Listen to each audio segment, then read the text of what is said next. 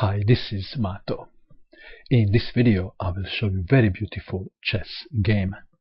This is the game between Nigel Short and Jan Timman that was played in Tilburg in 1991. Where is Tilburg? It is the city in the Netherlands. Short had white pieces and he started with e4. Timman played knight to f6, Alekhine Defense. Black is provoking white to advance pawns, with the idea to attack those pawns later. e5, attacking knight. Knight to d5, d4, d6, knight to f3, and Timman played g6. Another way to continue is bishop to g4. This may be even stronger move. And sometimes black captures pawn on e5 and white would recapture with knight.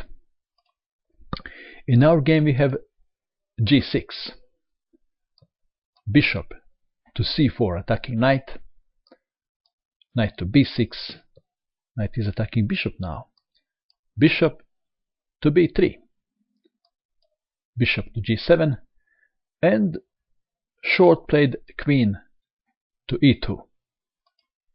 Sometimes in this position knight to g5 is played, attacking on f7, and after e6 queen to f3, and the black would play queen to e7.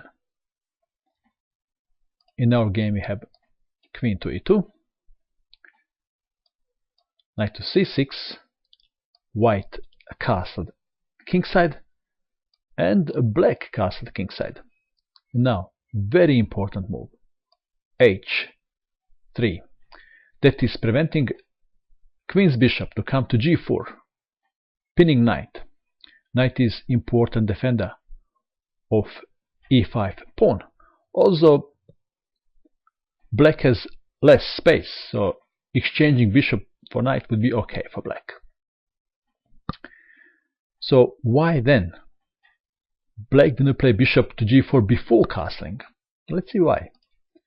If bishop to g4 immediately, that would be a mistake, because then bishop takes on f7, check, and after king takes bishop, knight to g5, check, attacking bishop on g4, after king to g8, queen takes bishop. That's why black castled first. h3, a5, that is a4, so Short played a4 himself. Pawn takes pawn, pawn takes pawn, knight to d4, attacking queen, knight takes knight, and queen takes knight. Queen and bishop are attacking pawn on e5, so rook to e1, and it is black to move, and he played e6. Maybe he was worried about white playing e6, but after e6 his knight can jump now to d5, because immediately it doesn't work. If knight goes to d5, then white would be winning with rook to d1. So we have e6, and now first move that comes to mind is knight to c3. But Short played a better move, that is knight to d2. Knight is going to better square. On f3 it will protect the pawn, and later on that knight can jump to g5.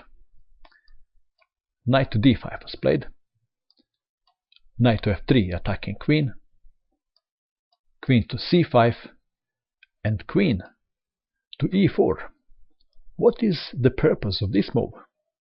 Well, queen is going to h4, knight may be coming to g5, bishop may be coming to h6, something like that. So black decided to exchange queens, and now Short had to make very important decision here. he could have captured knight in order to win the pawn. So this is possible. Bishop takes on d5, pawn takes, queen takes, and bishop to e6. White is a pawn up, but black has bishop pair and a good development. So instead, bishop to c4 was played to avoid exchanging of queens. And that was part of the big plan. Knight to b6, attacking bishop. b3, knight takes bishop, pawn takes knight. If black can reach endgame, he would be fine. He would be perhaps winning because of these pawn's problems on the queen side. But short wants to finish the game in the middle game by attacking black king. It is black to move, and he played rook to e8. And now, excellent move. Rook to d1, that is preventing black from playing bishop to d7. Why then black didn't play bishop to d7 immediately? If bishop to d7 immediately, bishop to a3, attacking queen and winning rook. Rook to e8 was played, and now rook to d1, queen to c5, queen to h4, b6, so bishop can get in the game. Bishop to e3, attacking queen, queen to c6, keeping an eye on d7 square. Another way to continue is queen to f8. Queen to c6 was played, and now bishop to h6. White wants to exchange bishops. Black would have problem on dark squares around the king, so bishop to h8 was played. What would happen if bishop takes bishop? Then queen takes on h6, and after bishop to b7, rook to d4, rook may be swinging to h4. If rook to e7, rook from a to d1, black king is not safe. So we have bishop to h8, rook to d8. If rook takes on d8, queen takes, checkmate. So rooks must be connected, and black has two ways: bishop to d7 and bishop to b7. Well, let's check what will happen if bishop goes to d7. If bishop goes to d7, then knight to d4. If queen moves to b7, for example, then rook takes bishop. So probably black would capture rook, and after knight takes on c6, bishop takes knight.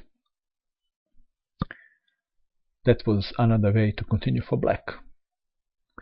He didn't like to lose his queen, though. He played bishop to b7, and he was hoping to maybe give checkmate on g2 if knight moves. Okay, we have a rook from a to d1. Threat is queen to e7.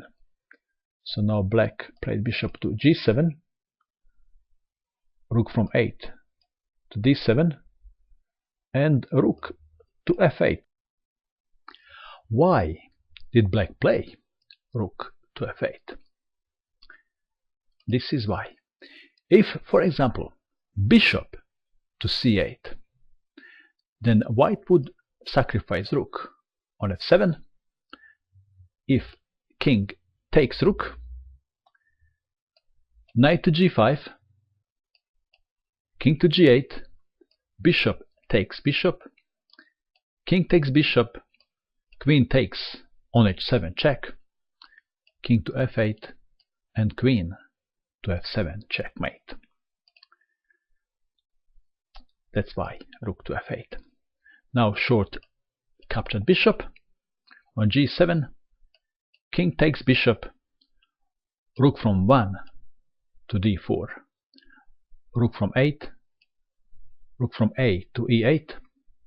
And queen to f6. Check. King to g8. White is better. But how to win? After the game, there was a suggestion that knight to h4 followed by f3 and knight sacrifice on g6 followed by rook to h4 is winning. Something like this. Knight to h4 and say after rook to c8, first f3 protecting g2 from queen. Queen to c5 pinning rook. Then king to h2. Next is knight takes pawn on g6. If f pawn takes, that is checkmate, so black would recapture with h pawn. H takes on g6. Rook would come to h4 and then there is checkmate on h8. In the game, short continued differently. h4. Idea is to play h5 and then h6 and to deliver checkmate on g7. But black stopped the pawn with h5.